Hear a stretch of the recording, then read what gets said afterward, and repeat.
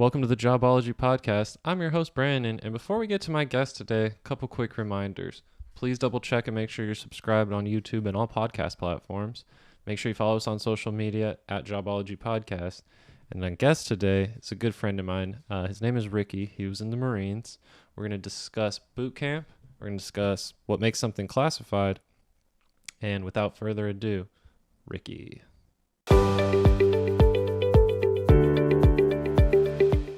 Ricky, how are you doing today? I'm doing well, Brandon. How are you? Doing pretty good. I'm excited to talk to you. I guess my first question and kind of where I wanted to go with this is why, I get there's many ways to join the Marines. I'm sure there's, I know there's recruiters. I know there's people that probably are just like, hey, I don't like where I'm at. I want to get in there. What was kind of your motivation for joining the Marines?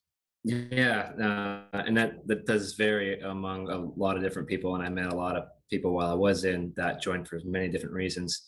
I had a few myself from an early age, mainly after 9/11. I wanted to join some service. I didn't know which one, to be honest, but I said to myself after high school, I'm going to sign up, I'm going to enlist, and just do my 4 or 5 years, give back to a country that has, I think, afforded many of us so many great opportunities. And I felt like it was a small thing I can do in return. So I actually originally wanted to join the Coast Guard as I got closer to graduation. And then somebody I worked with, an influence on me, kind of started talking to me about the Marine Corps. I started looking more into it. And I said, you know what, if I'm only going to go in for one tour, one enlistment, 4 or 5 years, might as well join this. So combination of service to country, a combination of some family situations, and then the challenge would be number three, is just to challenge myself to do something that is elite, something that, or I think is elite, many people may not,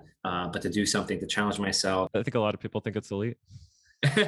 I mean, I've met people that have, and I've met people that I can tell you all kinds of things that I've heard about people think about people in the military. But so because I viewed it as an elite service, all branches, but especially the Marine Corps, I had very specific things I wanted to get out of it. And I think that's for people that join. So I wanted the military to take things that my parents had taught me and instilled in me as a child and a young adult, and enhance them and make them better. I was ambitious. I wanted to be more ambitious. I was motivated. I wanted to be more motivated. I was punctual, on time, and determined. And I wanted that times 10. So that would be number three, was what I can get out of them, because they're going to get everything they can out of me. So Were your parents in the military at all? no, they weren't actually. My dad actually told me, sorry, Dad, if you ever see this, but he said I would he said I would never make it. Oh, Maybe wow. he didn't use those exact words, but he said it's not for you. That's not something that's for you, especially the Marine Corps. I actually waited for my mom to pass away before I enlisted. She really wanted me to go to college first. And I didn't want to go to college first. Looking back, I kind of regret that. Maybe I should have, but besides that, my grandfather, who was very Right. instrumental in raising me, he was actually a Marine. But no, I was the only one really in my immediate family to join first. And then my brother joined the Coast Guard. Oh, wow. So Nice. Nice. So one of my questions actually that kind of, I think this is a, because you were mentioning, Marines and Navy and Air Force and all, all the fighting forces and all the armed forces of our country.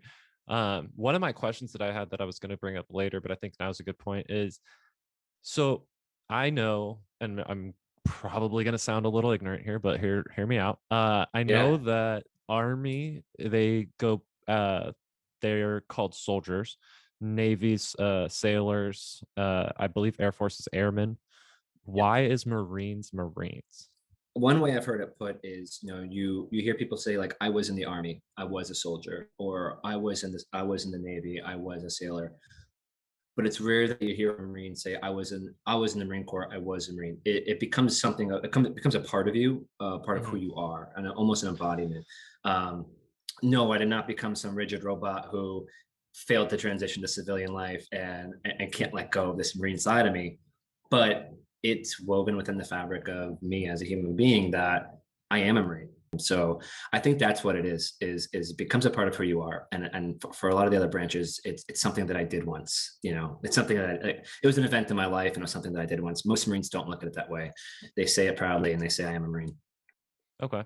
I remember, so I mean, for those of you who don't know, I've known Ricky since he was in the Marines, and we have some other buddies that were in the Marines as well that we all used to hang out with. And I remember a time, I want to say we were at a bowling alley because that was the thing we loved to do. And there was a recruiter there with us, and they were trying to recruit me because I was the only non-Marine in the group. And I remember just kind of being like, no, like there's no way. Partially probably because you guys were the ones saying, nah, bro, don't do it. Um, Yeah. but I was also just kind of like, is that the role of the recruiter is just to get bodies, or is it what is their kind of role specifically? I mean, it is. I personally, my own personal philosophy on this is, if you have to be recruited to go do something like that, you probably shouldn't go do it. You shouldn't seek them out. Now, if you walk in their office with questions, yeah, it's like a car. I don't want to say it's like a car salesman because that's a terrible analogy, but it's their job to educate you and give you the answers that you came in their office looking for, to see if this is something you want to do with your life. Is this, and a good recruiter will say, hey, services for you, but not this branch. Like the Air Mhm, Force is next door, the Navy is next door. A good recruiter will do that. Some mhm. won't. Some will just take the bodies because they do have a quota they have to meet, Okay. similar to other careers and whatnot. But that's kind of their role, is to kind of get them in, educate them. If it's something for them, then process them, which is another is long a long process through MEPS, and then once they process them, prepare them for what's to come at boot camp, because it turns your life on a 180. That's what I was. Yeah, I mean, I remember hearing stories about boot camp from you guys. We'll get to boot camp. Don't worry. My next question is uh more on the lines of like the logistics on how you join. So now Yeah. you've decided, 9/11 happened. You're looking back, you're going, hey, I want to serve my country. I'm going to figure out a way to do that. Then logistically, how do you join the Marines? I mean, I know you don't just like show up to boot camp and go, okay, I'm here. Like there's got to be some steps in between there. There are, yeah. So it starts off by paying a visit to that recruiting office in your town, wherever that may be. So for me, it was pretty local. Sit down, talks. They're going to show you a couple of videos. They're going to ask you what your likes and dislikes are, and things like that. And what do you envision yourself doing? And they're trying to get. They're also trying to assess you to see if you're cut out for this, right? And then they'll sit you down and take a practice ASVAB test. ASVAB is a competency exam, and it tests all kinds of different things. It's kind of like an SAT, but not really, because I mean it goes into like engineering and different trades. Is it more like analogies where they're like this is like that as to this is like that, or is it like, if this situation Yeah. arises, I do this? No, so there's not analytical things like that, but you have your basic math and comprehension and things like that. But then it starts Okay. getting into like trade type questions, because there's trade type jobs in the military. Like for example, I was an aircraft mechanic. So they're just trying to see like where you can score on different areas, just to see where you're competent. And I mean, if you did any like somewhat well in school, you should score well enough to where mostly all jobs are open to you. But what they're Okay. trying to find is like what jobs that you should absolutely not go for. Oh, okay. That makes sense. Yeah, they're trying to get as much out of you. So like they have all these different MOSs. An MOS is a military occupational specialty, which is how they identify their different jobs. And they range from diesel mechanics to to of course the infantry, mortarmen and riflemen. To like a chef. Yep, there's culinary jobs as we'll call them, chefs. They're probably going to flame me if this is Sorry. YouTube, but I Hey, wouldn't call this them is where I get chefs. corrected. This is the whole point of um, this. The whole point is to learn so that I can make sure that I know what I'm talking about. That's why I'm doing this. no, I don't mean it like that. I just mean it like Marine Corps food's not that great. So I'm Oh, saying I wouldn't yikes. call them chefs. Oh, ouch. Okay. But Okay. yeah. I mean, we make fun of each other. Yeah, But of course. yeah, so it ranges from all sorts of things. I mean, you have ground infantry type stuff to, yeah, calling in MOSs to air wings to radio men to administrative stuff. Mhm. So they're just trying to see what box you best fit in, and then once you take that practice test, whatever, they're gonna start to maybe recruit you more if you're. They break you down in different categories. I forget what they used to call them. But the recruiter breaks you down into different categories as to like how good of a recruit you are. And Like then, your aptitude on the tests. yeah, no, like Mhm. aptitude on the test, willingness to join, Mhm. physical fitness. Like, are you? Mm. I think they might have called them like A's or B. Like, I think there was like a letter grade or whatever. And so from there, you'll go down to MEPS and you will do all the medical screening, which is a lengthy process. You'll take the oath, and that puts you into what's called the delayed entry program. And then once you're in the delayed entry program, you will wait until your date before you leave, to go to training. How long is that time period usually? Is that like a, hey, you got a week to get your stuff together and then you're shipping off, or is it a, hey, you got a month? No, they work with you. Like for me, I said, hey, I want to do, like, I was graduating high school in June. I said, I'd like to enjoy my last summer, like here with my friends, and then I'll be ready to go in the fall. And they were like, oh, how is the end of August? And I said, that sounds good. And then they'll go in and say, what dates are available at the end of August that you can go, right? So again, those dates, that you'll hear this phrase a lot if you end up joining the military, those of you out there, but it depends on the needs of the Marine Corps.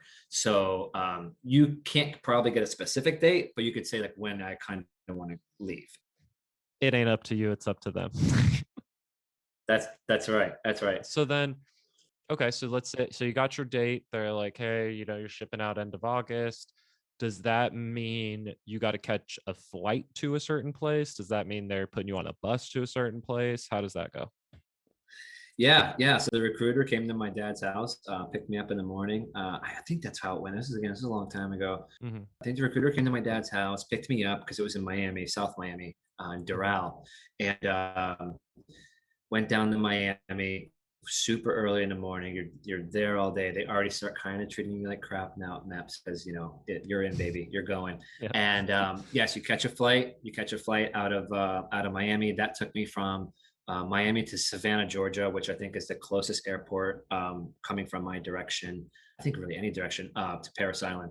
And then from Savannah, you get on a bus. Like, you're not just getting on this bus. There's somebody waiting for you, and he starts yelling at you like at the airport to get on this bus. They turn the lights off. They make you put your head in your lap, and you sit on this Oh, bus with your head between your legs for an hour and a half until you get to Paris oh, Island. brutal.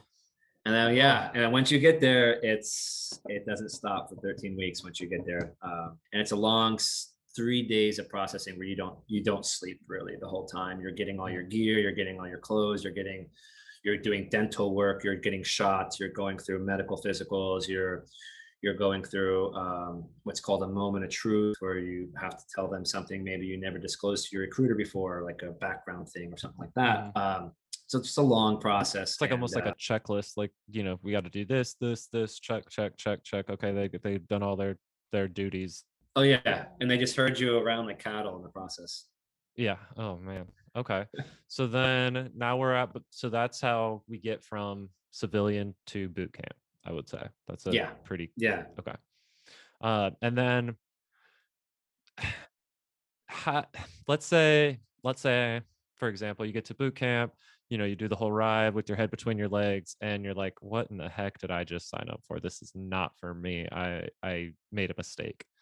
How is there a back out period? Is there like a, hey, you can quit between this time and this time, but you got to find your own way home? Like, how does that work? yeah. There's a phrase on Paris on that they say the fastest way to get off the island is to graduate. They will make it hard if you start expressing things like that, like, I'm not interested anymore. This is something I was prepared to do, or you'll see some kids start doing things. I say kids because looking back, I guess we're 18, but yeah, I'm 31 now, so it's like your Yeah. children. Hmm. um, you'll see some people start doing things like wetting the bed, or making like wild like claims or whatever, to like say maybe they're not psychologically fit for this, thinking that will be a fast track like to Wow. process out or whatever. It'll work. But what they will do is it won't happen next day, it won't happen the next week. I've heard stories of it, of them taking their time, almost the whole time it would have taken you to finish, just to make sure that you are miserable. And during that time, it's not like you get to sit in some room or some like, bedroom with like a TV and yeah, it's like you're in a squad bay of other people like you that are miserable and have decided to change your mind. And while they're processing you out again on their own time, you're cleaning, you're mopping floors, you're waxing decks, you're doing all kinds of things that again you should have just gone to training and enjoyed it and Just and been took the done. challenge instead of Mhm. yeah, instead of making nothing of yourself. That makes sense, that makes sense. I mean, I always hear the brutal stories of boot camp and how horrendous it is, but there has to be something that's good about it. So what was, like, your best experience or best thing at boot camp or best thing that you could take away?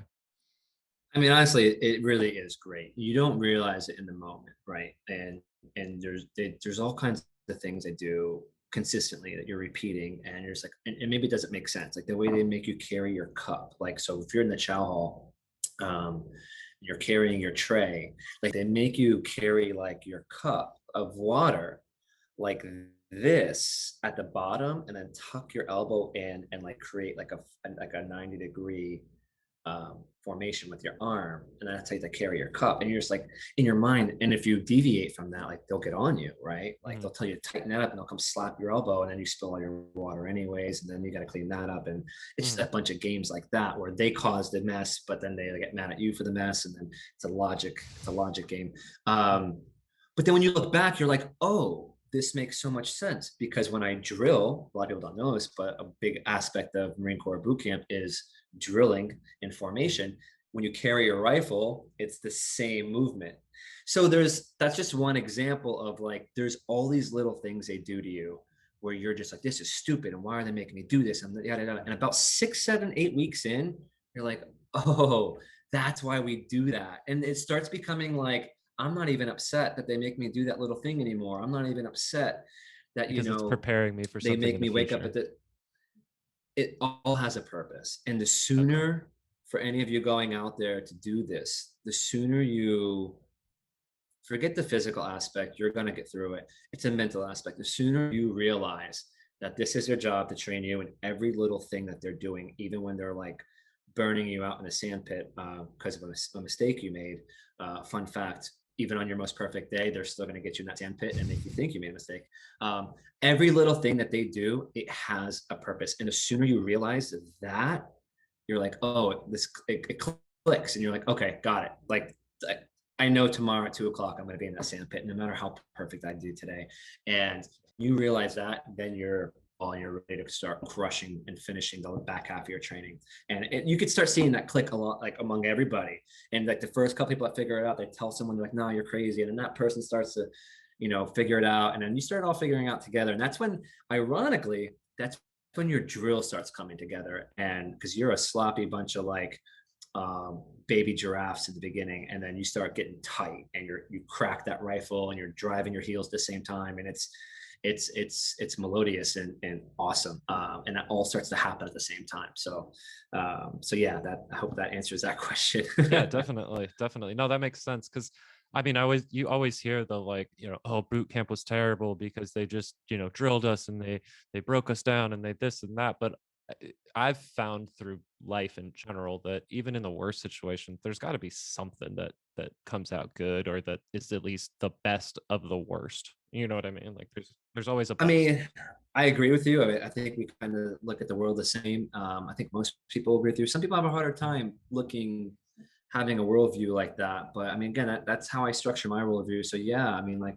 again, I mentioned my mom passed away when I was young. It's like that's one of the most tragic things I've ever experienced. I've tried to find the good in that and used it to, drive my desires, my passion, and my success in life. Same thing with boot camp. It's like, did it suck? Was it grueling? Did I not? There was days I just did not want to get out of bed at 4 o'clock in the morning, because you always have to get out of bed. Yeah, of course there were. Gotta be. But what did it make me do? I don't know. It made me never be late for work after I got out of the military. It made me strive for promotions. It made me to, ask for more training materials to read. It made me, be dedicated in the gym. It made me, be a better friend, a better lover, a better partner, a better son to my dad, a better brother. It made me overall the discipline from that. Again, I don't live my life like that anymore because it's a really hard way to live your life for 13 weeks. But if you can just like cherry pick some aspects of it to hold on to forever, yeah, it was really nothing but good Okay. afterwards, in my Yeah. opinion. So Yeah. That makes sense. So boot camp is 13 weeks. So we let's say we're, week 10, 11. You gotta at least be seeing the light at the end of the tunnel. you are. There's gotta be like a, oh, okay, we're getting there. This is getting Yeah. close. Like, don't screw up, don't mess up, like just keep going. And then you hit graduation. That's gotta be a nice little feather in your cap. It's wonderful. Your parents show up in the last week. It's called Marine Week. You finish the Crucible. The Crucible, I think, is like 50 something hours, 2.5 days of something. That's one of the hardest parts. It's a lot of fun. It's very challenging. And once you finish the Crucible, you've officially become a Marine in your last week, and then you go into Marine Week, which is the 13th week or part of the 13th week. So you're starting to process out. You're starting to do all your last things to get off the island and go to your next step. Your parents arrive. There's a family day, I think the day before graduation, if I remember correctly, and then there's graduation day, and then yeah, you feel like $1 million. I mean, there's a lot ahead. There's still a lot to do. 4 years of you have a couple of schools to go to, you have combat training to go to, and things like that. But yeah, you just did something that a very small fraction of people ever do, Yeah. and especially not so just, and that's a small fraction of people join the military, smaller fraction of a fraction join the Marine Corps. Mhm. And you should wear that proudly. Definitely. I mean, it's not something that, yeah, it's not something that you should just be like nonchalant about, in my opinion, especially when you watch people wash out. Mhm. Don't get me wrong, it's no Navy SEAL training, but how many people do you know have done it? It's like, you should be proud of that accomplishment, like any other accomplishment in your life. Definitely, definitely.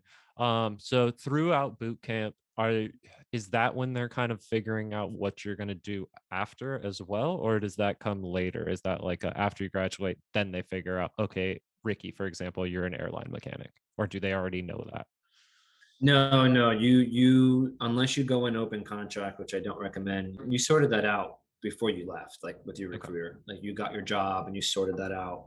Oh, so prior to boot camp.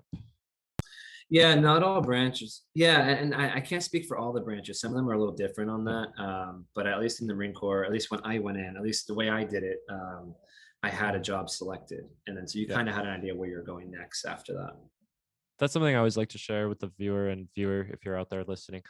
Remember that everything that we talk about is one person's experience who's done it one way. There's many ways to do different things, and everyone's experience is going to be a little different. But I mean, this is one person who has done it and completed it, and this is how they did it. So I always like to throw that out there because people, could be like, well, that's not, it's like it worked for one person. I'm not saying it's going to work for everyone. Yeah, that's a great point. I mean, I can guarantee you you're going to go to MEPS. I guarantee you you're going to go to one of the depots, San Diego, Paris Line. I can guarantee you it's going to be 13 weeks of training. I can guarantee you're not going to have a phone. You're going to write handwritten letters. Like I can guarantee you're going to go through the crucible. Those I can guarantee. But yeah, as far as like, your job before, your job after, the school you go to, what that all looks like, it just depends. And maybe they're doing it differently now. I don't Mhm. know. So things were a little more lax back then, but I think they've tightened that up now. Gotcha. All right, so we hit graduation, and now do you get like your papers on where you're going to be stationed? Is that what happens next, or what happens after graduation? Yeah, so no, again, the timelines of these should be shorter now. So Mhm. when I went in the Marine Corps, Congress had just approved the active duty quantity of Marines from I think they gave them a 20,000 Marine boost. So I think they usually roll around 180 something thousand active Marines, and Congress let them go to like 202 or 203 to build up for an insurgency in Afghanistan in 2010. So again, I went in Mhm. 2008. So there was a larger influx of Marines coming through the system. Now, like all government planning, they didn't plan all aspects of this very well. So there was bottlenecks along the way. So when you got out of Paris Island, the next thing you're going to go to is you're going to go to combat training. If you have a non-infantry MOS, you're going to go to combat training. I think it's 4 weeks. If you have an infantry related MOS, it's either another 8 or 12 weeks of combat training. It's just an extension of boot camp, a little more freedoms, a little more humane treatment, but it's an extension of boot camp.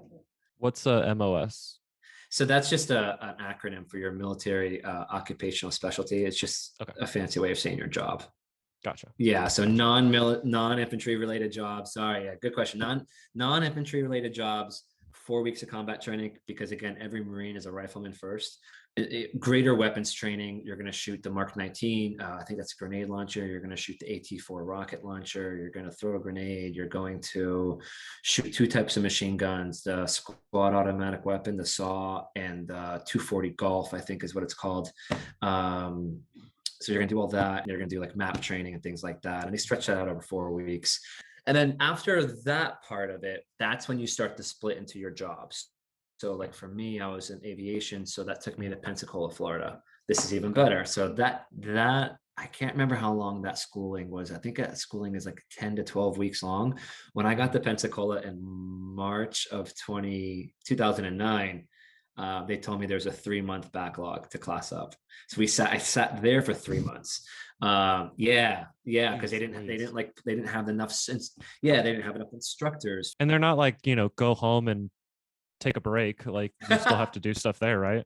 Yeah, you have to stay there. I mean, the good thing is this is counting towards your contract. So I had a 5 year active contract. So this is all time counting towards me getting out. You're getting paid normally. And there's stuff to do on base, there's stuff to do off base. I mean, thankfully I was in Pensacola, Florida. So there's the Gulf Shores and the beaches and things like that. Nice. Yeah. But yeah, 3 months of like, yeah, it was fun. 3 months of just cleaning and very routine stuff and PT and things like that. And then from there you finally start. And Mhm. then I finished that up. And then I went to Lemoore, California, just south of Fresno. And that is where you go to. I went to C school, which is like so Pensacola, Florida is A school. So you're learning general aviation mechanics. C school is where you're learning on a specific platform. So I was an F-18 mechanic. So I go to Lemoore to learn specifically about the F-18 and to work on like mock planes that they have in a hangar that you can like do stuff on. And Practice. that's a 6 week school. Yeah. Yeah. So yeah, after that school, after C school, Mhm. that's when you get stationed somewhere. And you give them a list of like, well, it's not a long list. There's three options: East Coast, West Coast, or overseas. Overseas is Japan. And so you put that in order of what you prefer. And Mhm. so I think I put West Coast first and I got it. And I was stationed in San Diego, actually in San Diego, not in Camp Pendleton, like some other Marines like to think they live in San Diego when they live in Camp Pendleton, but No. well. Miramar, So correct? yeah, Miramar. So I mean, it's just what, if you can correct me if I'm wrong. It's about 10 miles north of downtown. Yeah, yeah. So for those of you who don't know, I'm from San Diego originally. That's where I did meet Ricky and some of our other buddies. Was in San Diego, and yeah, Miramar. The way that I would say it is, it's about 10 minutes from like the central of San Diego, and about 15-20 minutes from the beach. You're right. You're Yeah. right there, basically. So great place to be stationed, by the way. If you're one of the lucky ones, enjoy it Yeah. because there's probably no better place to live in the world for free at that for 4 years. So Yeah. What would be like one of the lesser best places, aka the worst place to be stationed in the US? 29 Oof. Palms, most likely. Yeah, 29 Palms, California. I've heard atrocious things. I've never been, but I've been to some comparable places like El Centro, Mm. and probably Lemoore. Lemoore was rough. Thankfully, I was only there for 8 weeks. Well, the cool thing about Lemoore, though, is you can head out about 2 hours east of the base and get into the Yosemite National Park and the Sequoia National Forest and all that. So that's pretty Nice. cool. But yeah, 29 Palms, you're out in the middle of the desert. It gets there's nothing to do. It's the Mhm. epitome of a military base and the things that kind of cater towards military men and women. So That makes sense.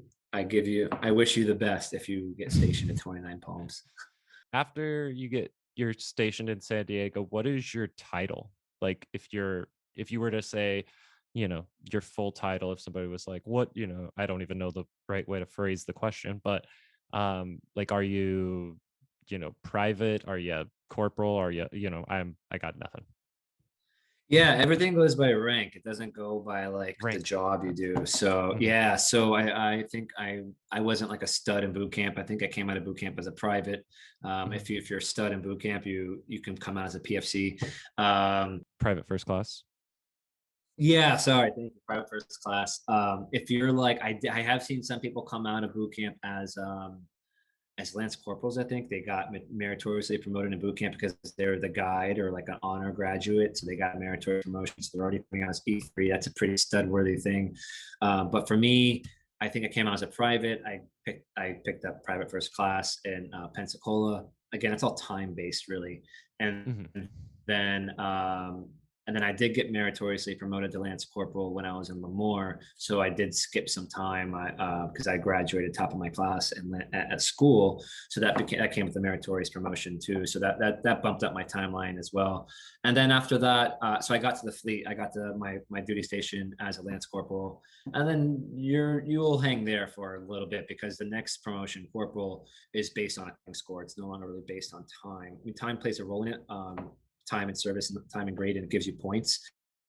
But then your PT, your PFT scores, your I think they call it the CFT as well. That plays into it. Your rifle scores play into it, and your uh, pro and con marks from leadership play into it big time. So it takes all of those points together, and then headquarters Marine Corps every so often will put out a cutting score saying, here is the score you must be above to go to the next rank that you're going to get promoted. And if you're not, then you wait. I think it's every 3 months. So you wait until the next round of cutting scores come out. You're going to get more points because of time and service.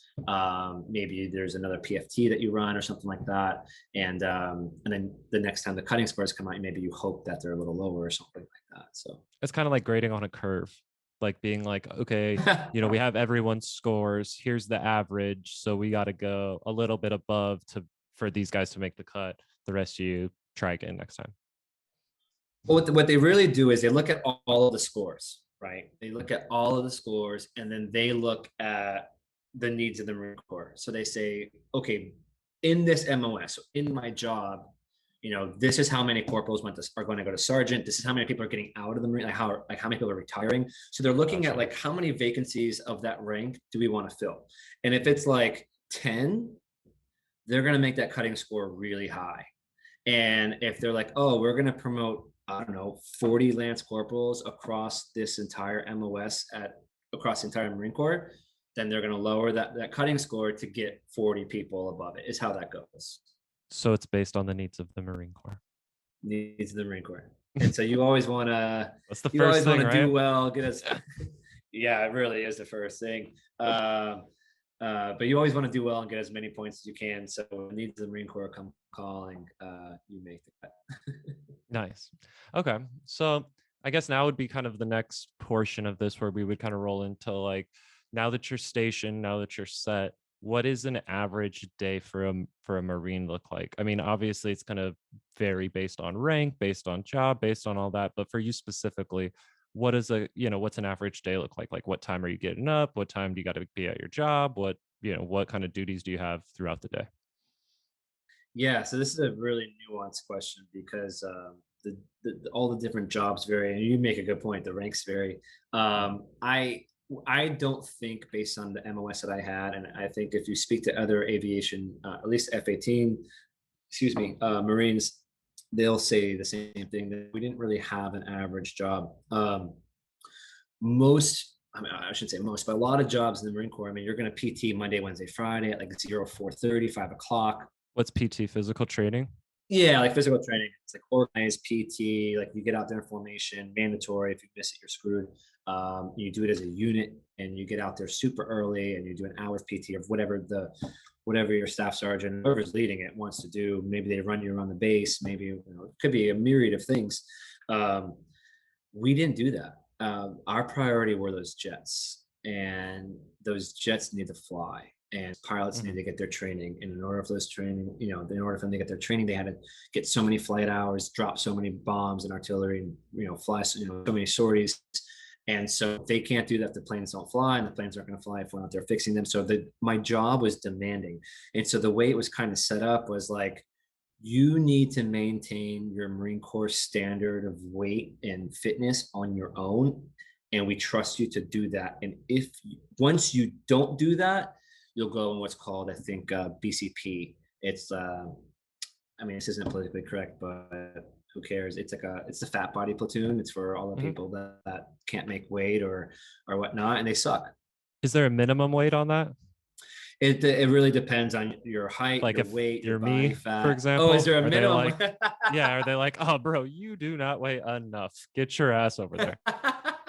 No, there's not. There's not. Oh, There's okay. just if you're fat Okay. and Well, out of regs. So yeah, like an average. So I guess my average day, but this is not to say this is the average day of any Marine or any aviation related Marine. I think we got to the shop. I think I usually got up around 5:30. Kind of 5 foot 35, 45. You could, if you're somebody that doesn't have a morning routine or something like that, maybe you can sleep in a little longer. I like to go to the chow hall and pick up coffee, a very large one, and you and take and then I didn't have a car for the first 2 years I was in there, so I'd walk to the chow hall, grab my coffee and breakfast, and then walk to the shop. And then what you do, so you get to the shop around 6 o'clock, and then what I would normally do was there's something called ATAF, all tools accounted for, that you have to pretty much you're opening all your toolboxes and you're making sure every tool is in its proper spot and you can account for all your tools. You can't start any maintenance until every shop in the squadron has all their tools accounted for. So as soon as you get into the shop, you're doing that. You're running hydraulic samples on your hydraulic servicing unit to make sure you're running clean hydraulics because you're going to service your jets with them later. So there's a couple like daily type of things that like as soon as you walk in the shop, you're doing those things. And then your leadership, your either your corporal who's a CDI or a CDI is a collateral duty inspector. mhm. It's a call you get. So you have a corporal or a sergeant, your staff sergeant. They go to maintenance control and they take the morning briefing. So you're doing this while that's happening. So what I would do is I'd drink coffee, eat my breakfast, and get the shop ready to rock and roll for the day. Then your staff NCO or whoever's running the show, probably the CDI, they come back from maintenance control and they give you the daily briefing, the priorities. Aircraft 6 needs this. Aircraft 3, we want a test flight. Now we have 3 launches, one at 8:30, one at 11:30, one at 2:30. It's going to be 6 bird goes for each one of those. Make sure you have your Marines out there and ready to do launches. So you're just getting that schedule. You're getting that priority. And then from there, that person will turn to the resources at their disposal, me and other people in the shop, and say, hey, Jeffries and so, go to aircraft 2 and replace this. And you and so go to aircraft 9. And we had a complaint, or we heard there's something weird happening with this. Can you take, panel 113 off and inspect in there and see what's going on. So it could be trivial things like that. And so then you break up, you start doing all that. And when it's done, when you've done your job, you call your CDI out there because they have to inspect your work. They sign off on it. You go back in the shop, there's a computer, you update it in a computer because, there's a paper trail for all of this, because if that plane crashes, they're going to come asking questions. Of course. And Makes then sense. after that, you get and then after that, you get another priority, and you just go from one job to the next, and so on and so forth. So, and then you sprinkle in some lunch, There you and go. Oh, that's lunch? yeah, Jesus, I thought we were at the end of the day. I was like, God, cool. Day's over. We're done. Tighten it up. Go home. yeah, Start drinking. no. I don't know. 4:30 is around the time. See, day crew has it nice because day crew gets off when night crew shows up. So night crew shows up around 4:15, 4:30. So you come in the shop, you account for all your tools, you give a pass down to night crew. The night crew leadership is in maintenance control, getting their nightly briefing of their priorities. You pretty much tell night crew like, hey, like pretty much where you left off. If you didn't finish Mhm. something, hey, I was on aircraft 12, this isn't done yet, this is where I left off or whatever. So your relief is there around 4:30. You get home around 5 o'clock. That's your day. It's a solid 11-hour day. Night crew, they don't have relief. They're supposed to get off around 2 o'clock, but more often than not, it was 3, 4. Even sometimes it's called slapping hands. They would slap hands with us when we got there at 5, 6 o'clock. So they Yeah. did. They did 12, 14-hour days a lot, and I spent 2 years on night crew, so I could speak to that from experience. Night crew was Oh, yeah. was tough, but they say that's where all the maintenance gets done because there's no flights really. Yeah, because So nothing's happening. they really work you Yeah, they really work you to get the maintenance done on night. So it's tough. It's a tough gig. Gotcha. So after you're done with your day, so 5:30, what typically would you do? I mean, again, I get everything's different for Yeah. everyone, but like, do Yeah. you go to the gym? Do you go play basketball? Do you go to the bars? What are we doing? During the week, I didn't like to go to the bars. Again, I partied pretty hard in high school. I think I could say I had an ID when I was younger. So like I kind of lived an older life, 17, 18. Mm, So I kind of did a lot of things that like when I got to the military, I wasn't like, oh, I'm finally free. Let's rage. Like I kind of did those things. So I think I lived like a normal life during the week. Did the gym after the gym. I eat, maybe play some video games. I was really big into Xbox, Call of Duty back then. It mm, was a way for me to catch up with my friends back in Florida. We yeah, get on the that makes headsets, we sense. talk, we bullshit and catch up with each other, but also play games. I would find some things to do around the area or whatever's going on base. And then the weekends, I'd go to Ocean Beach, Pacific Beach, had more like non-military structured lives and kind of get out of that world and do those fun things too. So because again, you're as long as you're at work in the morning at 6 o'clock, you have the freedom to kind of do whatever you want. You can't go wherever you want to go. Like you're not supposed to go to Tijuana. You're not supposed to go more than X amount of miles away from your base on a given weekend. If Mm, it's a 3 day weekend, you get to go further. If it's a 4 day weekend, you get to go further. Like if you if there's like a 2 day weekend, so I think you're supposed to go like 150 miles or something like that. And let's say you go to Vegas instead, because it's like mhm. 350 miles away. And let's say like your car won't start and you can't get back to San Diego. It's like unless something happens to you where they like, unfortunately, if they find out that like, well, what Yeah, were you doing out there anyways? yeah. Um, you're good. You can go. But yeah, so very normal weekends. We went out, we went to Padres games, we went to Mhm. Chargers games, we went downtown, we went to the beach, went to bars, try to meet girls, the normal stuff. Yeah. And Typical just did 20, that for 4 years, 21 year man. old. And Yeah, yeah, and the most beautiful place in the country. So that is true. How does how does deployment work? Is that something where, I mean, everyone has to do it? Is it some people have to do it? And then how and why do you get to go where you're going? yeah, so needs of the Marine Corps. It all depends. There's cycles as well. My first unit, I could be transparent here. My first unit when I got there, they had just gotten back from Iraq, so they go to like an off cycle. I think it's like 10 to 12 months. So they go into an off cycle, but then a few months into the off cycle, you'll start to build up for your next deployment. So you go on detachments. I think we detached to Key West and did an operation down there for like 3 weeks with I think Singapore or some other ally of ours.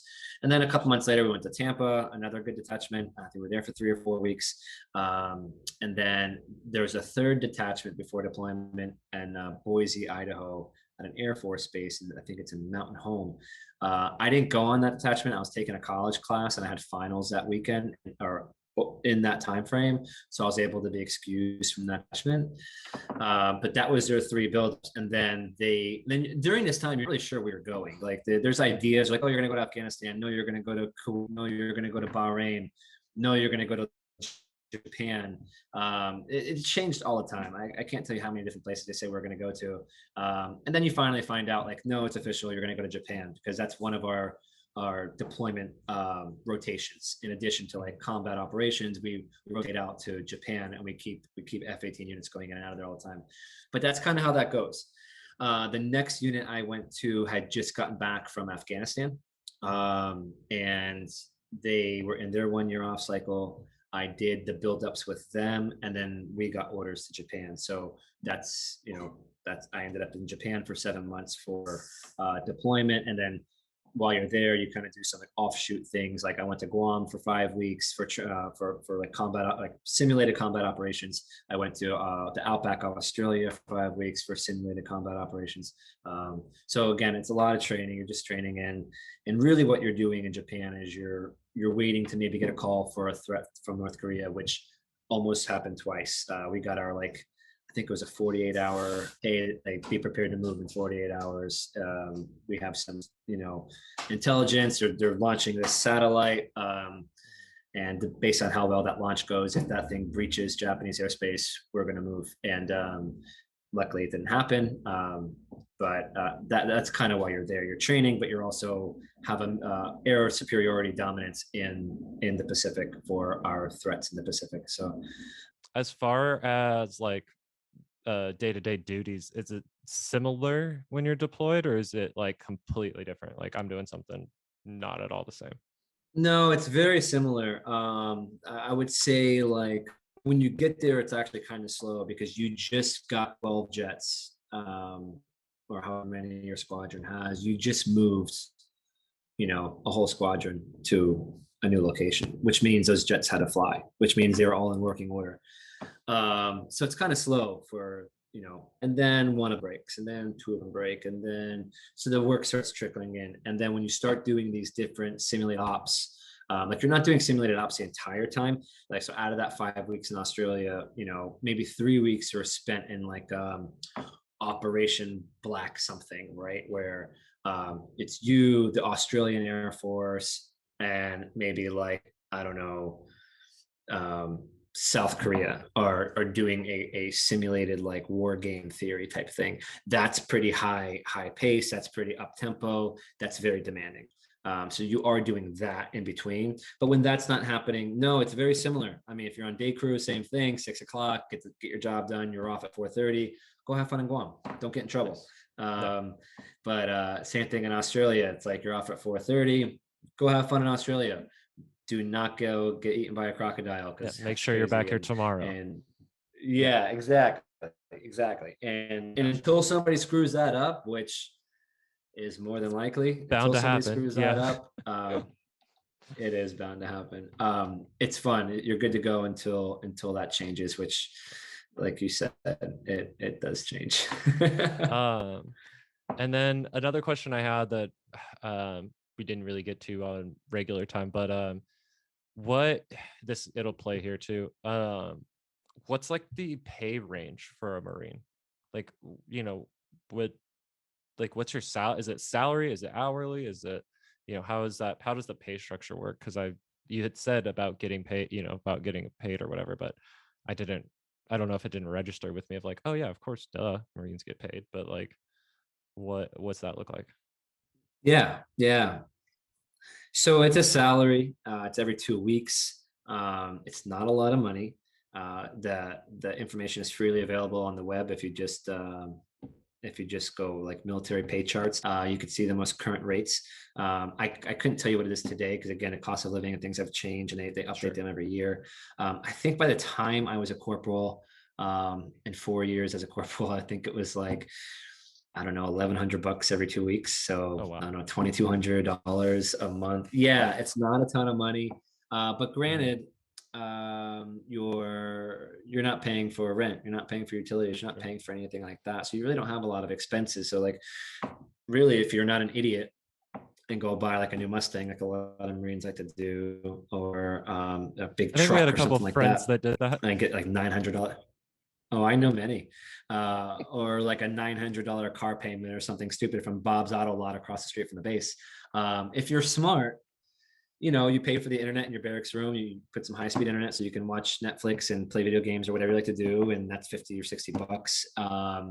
And I don't know, maybe you buy a reasonable car and you have a little car payment, some insurance, and make yourself. But if you're smart, you have like I don't know, $400 or $500 a month in bills.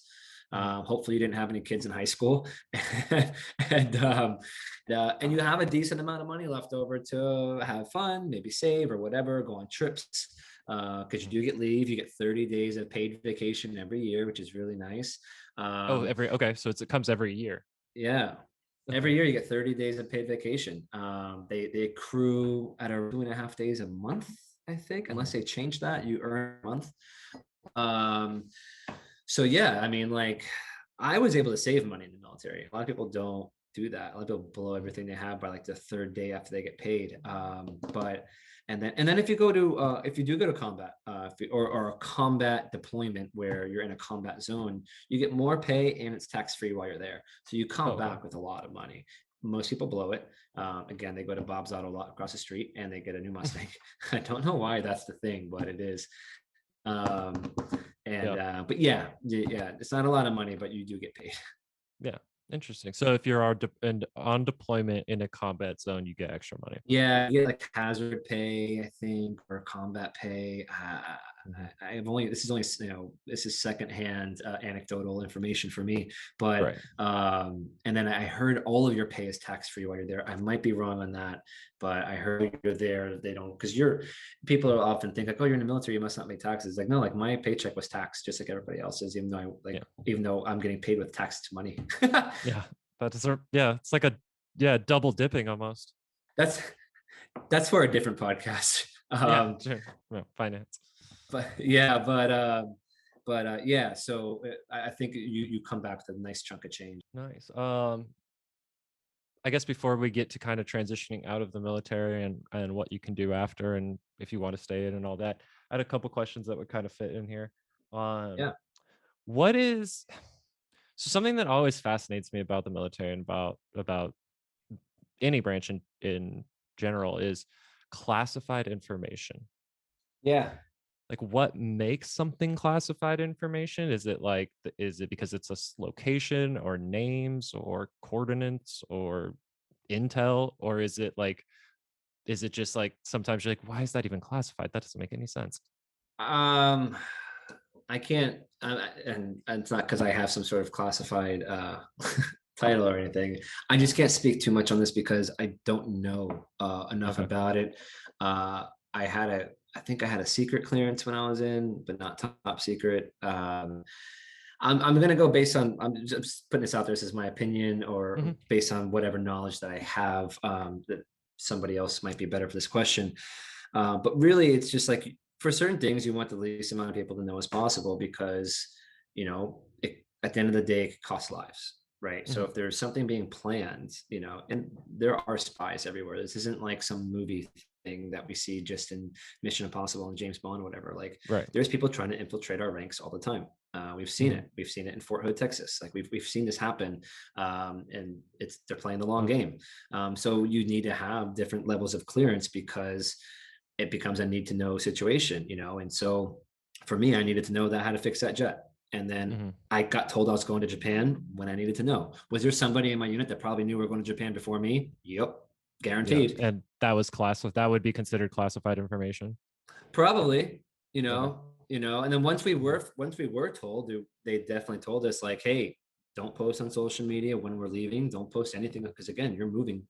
What a target that would be, 300 Yeah. Marines and a bunch of F-18s. Like, take, you know what I mean? So yeah, once you found out, you had it's called OPSEC, operational security.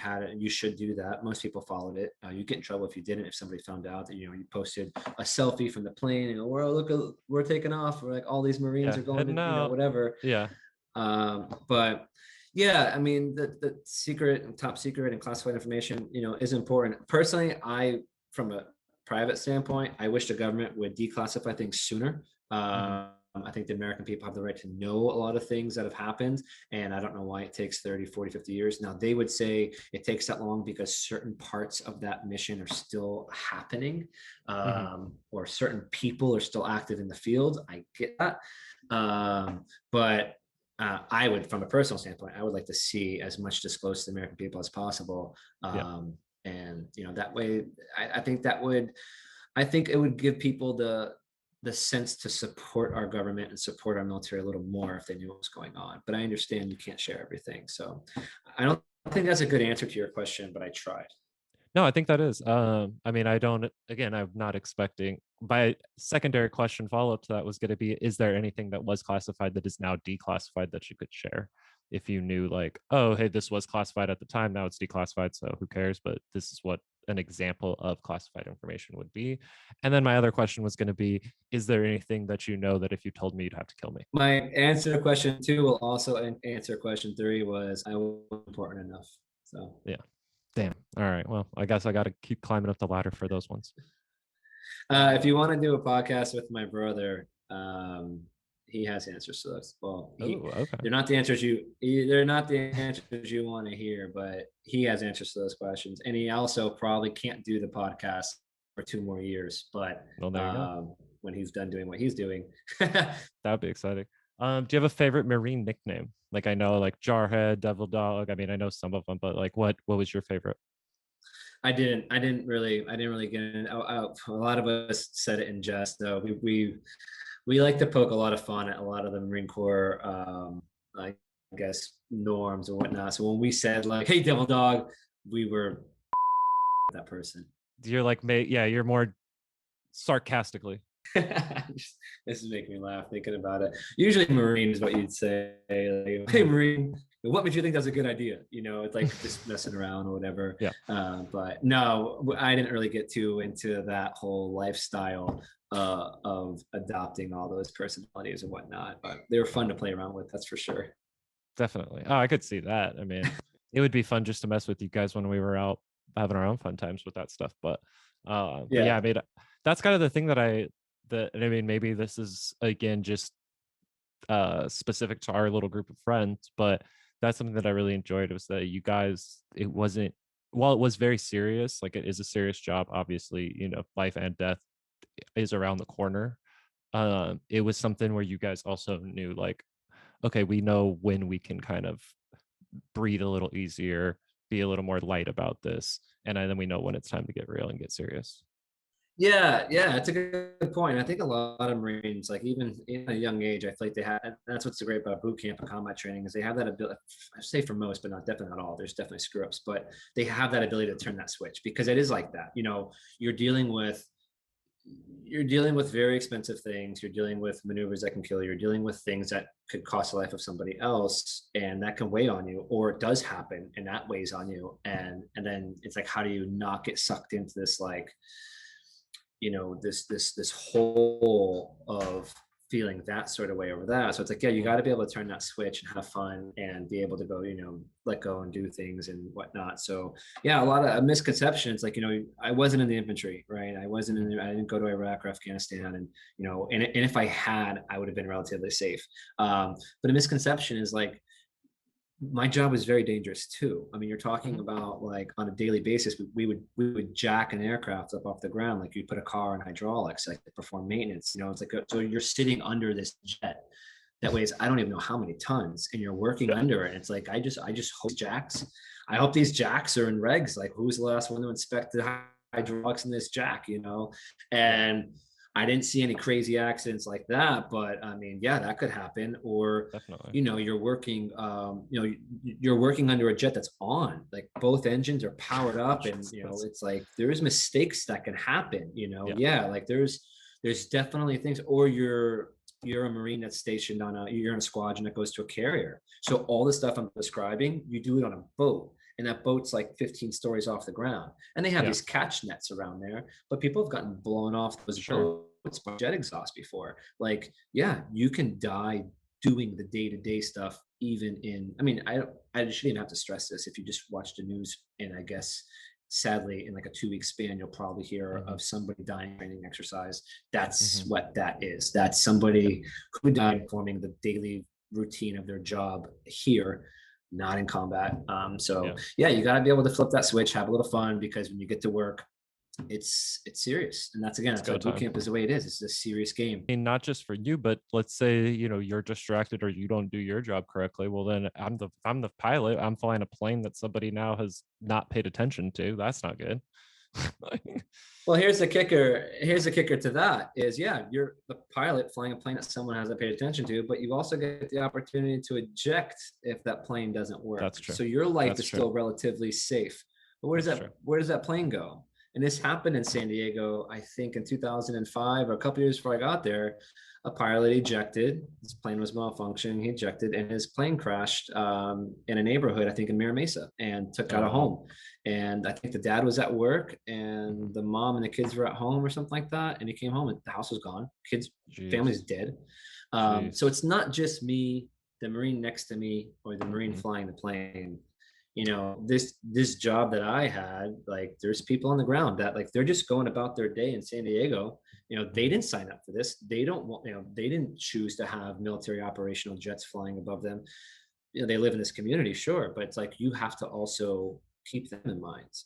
Their safety is a priority too. So It's a chain reaction of events that people don't always see. Correct. People don't always see, and so it's to kind of be aware of like this other world that's happening around you if you're in a town that has a military base and things like that. So, but yeah, it's a high stakes. It's a high stakes game.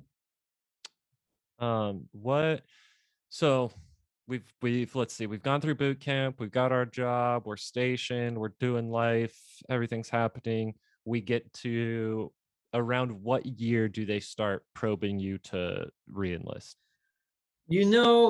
Based on my experience, there really was no pressure to reenlist Uh-huh. outside of like when you start attending this. I forget what it's called now, but it's this course you got to go through when you get out, like to get out. And Like civilian transitioning course? yeah, I forget what it's called, but you have to go through it. And so you're going through this course or whatnot.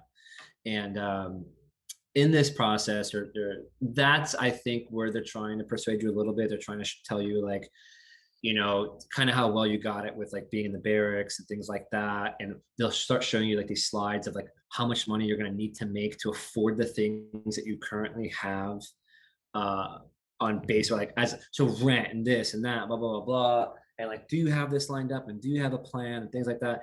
There, in my opinion, it's not a very good way to like to for like retention. Mhm. And there's a plethora of other reasons why the Marine Corps has one of the highest turnover rates in all the branches. Yeah. But yeah, there's not a heavy influence on keeping you around, and I'm not sure why. But yeah, so you start transitioning out, and they're pretty much just saying, "Do you have a plan?" And they're kind of using these tactics to maybe keep you in. But again, it's in my opinion, it's a ass backwards way of doing it. Mhm. And then you're out, and I'm not gonna lie, I will say what they'll say. You better have a plan, Mhm. because like you're not taking on this world by yourself. It's like you're gonna go to college, you have a job lined up, like how well did you keep in touch with maybe some connections from where you came from, or Mhm. whatnot. And there's a lot of places out there that will recruit you straight out of the military with just your military and high school experience. Mhm. But if you want to do anything specific, like you need to go to college. So a lot of people do. They utilize that GI Bill. I highly recommend using the GI Bill. I use all of my GI Bill. I then used a vocational rehabilitation program. That's another bill you get if you have a service disability. I used that to get me through grad school, get my master's degree. The military got what they got out of me, and I took every opportunity to get what I could get in return. Mhm. Yeah, I had a plan. I stuck to that plan like to the letter. Mhm. I went back to South Florida. I'm from Florida. I went back to South Florida and did my associate's degree. I transferred to the University of Florida, the best university in all of the world. Let's not get crazy. Let's not get Go crazy. Gators. And I finished my undergraduate degree at the University of Florida, and then I did my master's degree at the University of Florida. And I'm actually going back this fall for another master's degree at the University of Florida. It's like a commercial for the damn university. Shit. Hey, I mean, some of us alumni, Hey, it's like kind of like being a Marine. hey, they're not a sponsor of the podcast, okay? Chill. Oh, okay. My Just bad. kidding. So yeah, I had a plan. The plan was college. I to wrap this all the way back full circle. I made that promise to my mom. I just Mhm. didn't tell her. I kind of just did it in a different order. So I did go to college. I got a job after undergrad. I used my master. I leveraged my master's to get a promotion in that job. So I followed my plan. And listen, not all plans work. Mine did. I was very adamant and rigorous, and you know went after it. But if your plan doesn't work, then make an adjustment, draw up a new plan. Just have one. Have a plan to go in, have a plan while you're in, have a plan when you get out. And if you could do that, I think you'll really enjoy your time there. Yeah. Um, I really have nothing but mostly good things to say about it. So the experience, the Yeah. whole, that is. So yeah. No, exactly. I mean, that makes sense. That's kind of why, that's kind of why I want to do this podcast, and why I want to do this is like I was saying, I mean, again, this is just a way it's worked for someone. It doesn't, not saying it's worked for everybody, but this is a way that somebody has done it. And if anybody can give advice, I'd rather get advice from the first hand person that did it. And so I think that's great. Yeah, and listen, I'm not going to be completely biased. You could have this conversation with somebody that can give you a completely like opposite. Like it was miserable. It ruined my life. Um, maybe they have disabilities that are never going to go away from it. Just there's so many things that could happen. And yeah, it's not a one size fits all.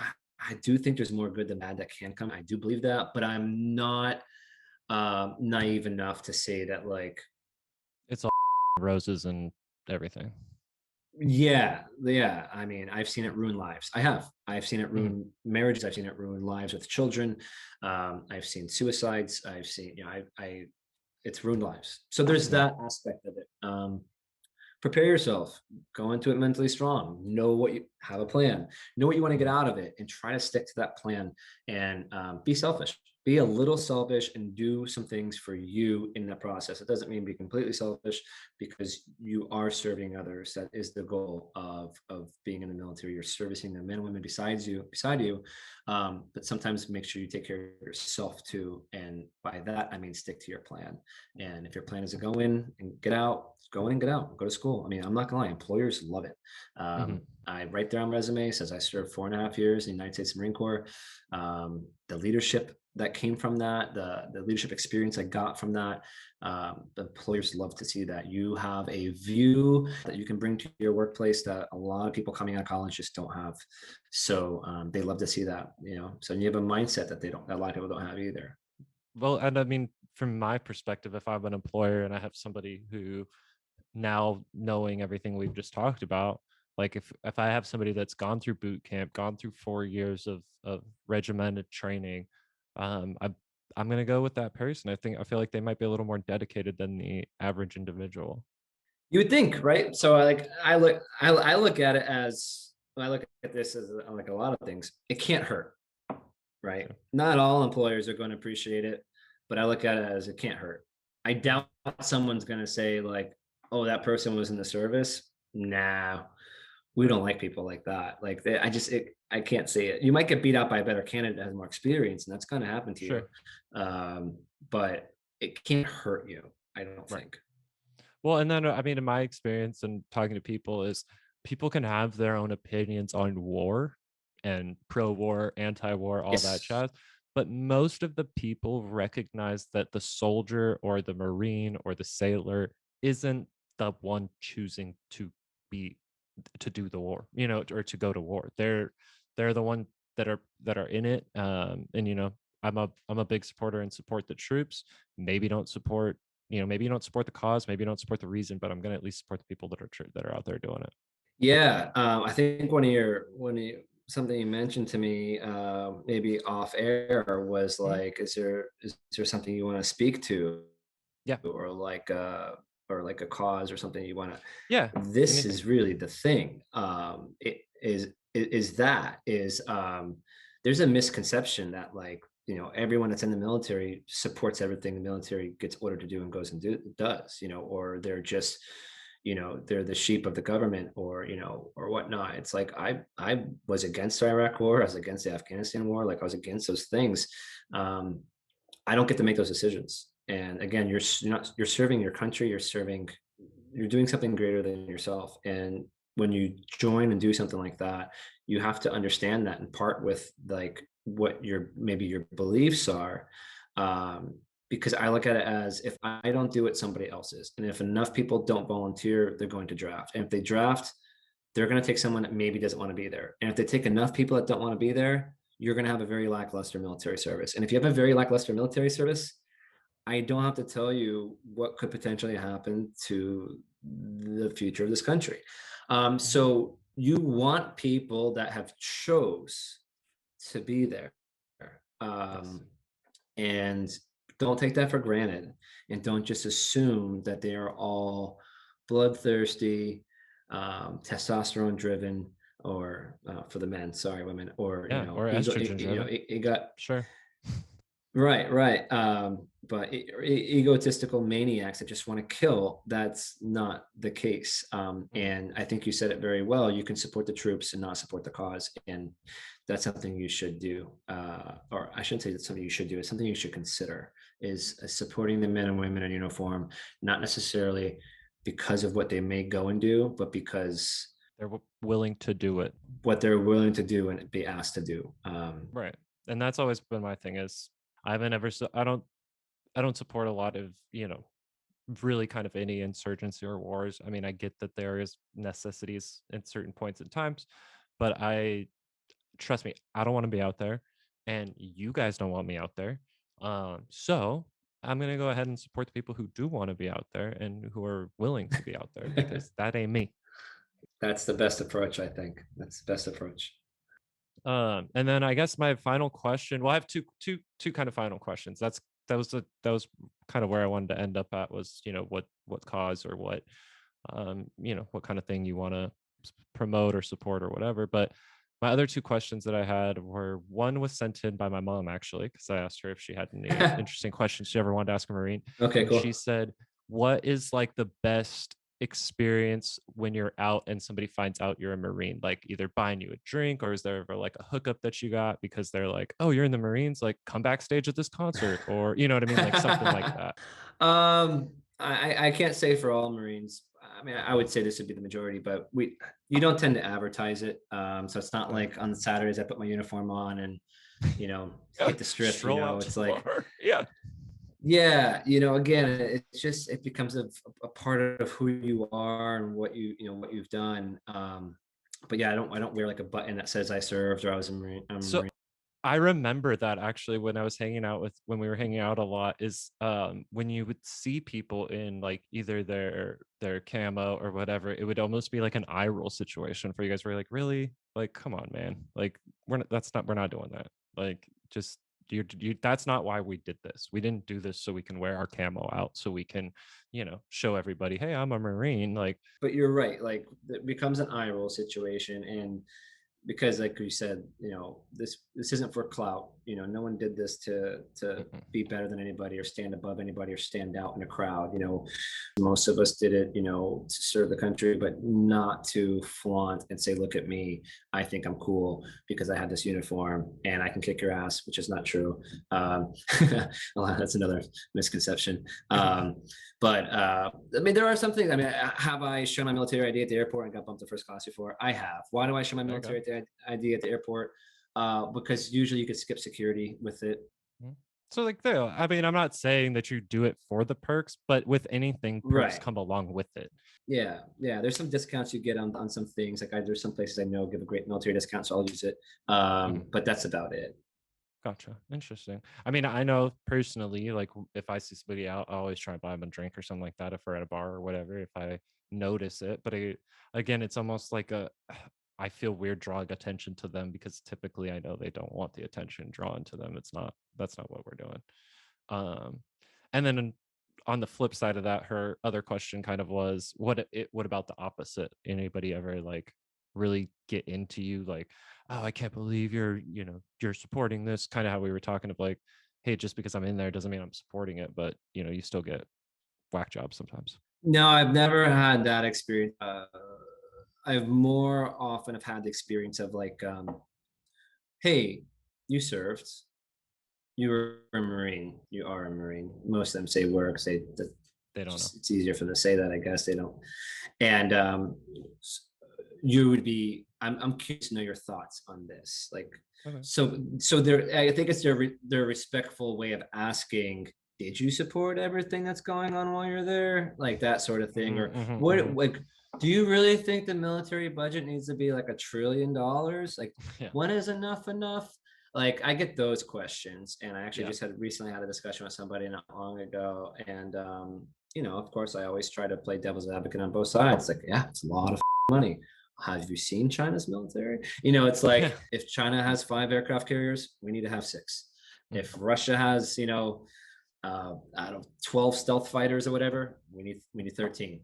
That's Gotcha. again, I'm with you. I don't like war. I like peace through Hmm. strength. Yeah. But the but it's a flex, and the moment that one of our foes feels like they have some sort of dominance over us, Mhm. you might see some.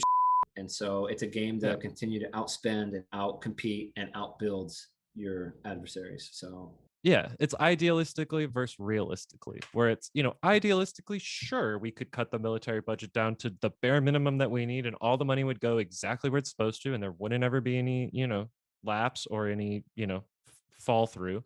But reality sets in and goes, okay, that doesn't really work that way. But, and then I guess my final question that I have for you is what what marine skill, and maybe that's not the right way to put it, but like what skill that you learned in the Marines would you say that you apply to your everyday life?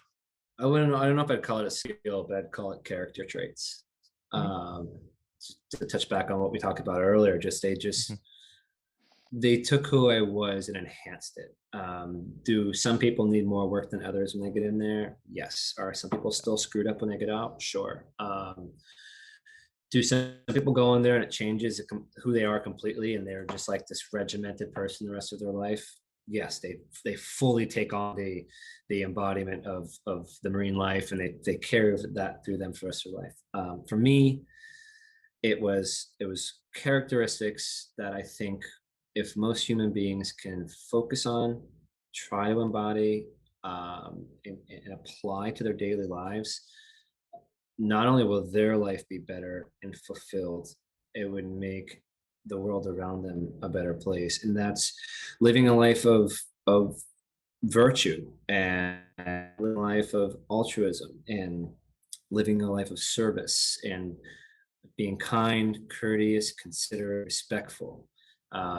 Those are the character traits that the Marine Corps teaches you. It's kind of hard to believe from an elite service that takes care of some of the worst problems in the world, and the way they do it is not maybe the most humane way. It's humane and follows the Geneva Conventions, but I mean, it's blood and guts, bombs and explosions. But they're they're the most they're the most mannered people doing it, which is very ironic. yeah, Um, and it's just those things. I took those things again. My parents gave me those things. They doubled down on it, made it better, and I apply that to my daily life. Um, Treat people with dignity. Never think you're smarter than somebody. Always go into a situation thinking that the person you're speaking to has something to teach you and you can learn from. Um, and just being humble. yeah. Like being humble is very important because you know it goes very far in getting along with people and working alongside them. So when you get out of the military and you transition to civilian life, nobody wants to hear about what you did every single day in the military. Be humble. Put that in a little envelope, stick it in your back pocket. If somebody asks you a question, share your story like you are today, Sure. Brandon, asking me. But the last Mhm. time I sat down and talked about this for an hour and a half, I don't know if I ever have. Yeah, yeah. So I'll take your question, take skills, turn them to character traits, and say those are the character traits among many. Again, ambition, motivation, determination, drive, ethic, and work ethic, things like that. That's what it gave me, and again, and it's proven me well in my career outside of the Mhm. service. What I'm doing now in my life and things like that. So that's what I got out of it. If you wouldn't mind sharing, what are you doing now in your life? Yeah, yeah, absolutely. So after I finished college, I took a job at orthopedic company, and that I thought that was my career. Actually, I had a plan to get into marketing, sales and marketing, product management. So I again, humble pie. I got experience role. I managed their international accounts for almost 2 years, and while I was finishing my master's, and then I was like, my plan was as soon as I finished my master's, leverage that to go into sales and marketing and get into product management. And sure enough, again, the timeline, the plan, everything worked. Mhm. Was doing that for about 6 months, and then COVID happened. So what did I have to do? I had to readjust my plan. And I put a new one together and got a new job, and actually ended up being for the best. It's funny how that works out. I work in software now. I work for a software technology company, and I'm an analyst. I Nice. work with our customers to understand their needs, identify their needs, and then enhance the software to perform in a way that they're looking for it to perform. And then among other things, testing the product, patch fixes and bugs. I'm in charge of a mobile application as well. So I transitioned from the orthopedic industry to the software industry recently, and I couldn't be happier. It's a Mm. great industry to be in. So deviated from the plan, but having a plan helped me balance out the chaos of last year and all that good stuff. Nice. Well, that's all I have. I think I've pretty well covered everything, or you have well covered everything, I should say. But I really appreciate you taking your time to sit down with me and chat about this and kind of maybe give some insight into some for some other people that may be thinking about joining the military, Marines in particular. Thanks, Brandon.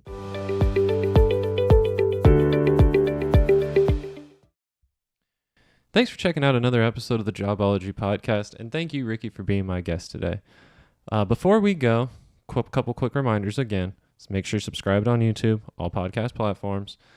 Please double check. Make sure you're following us on all our social media platforms at Jobology Podcast. And like we always say to finish every episode, make good choices.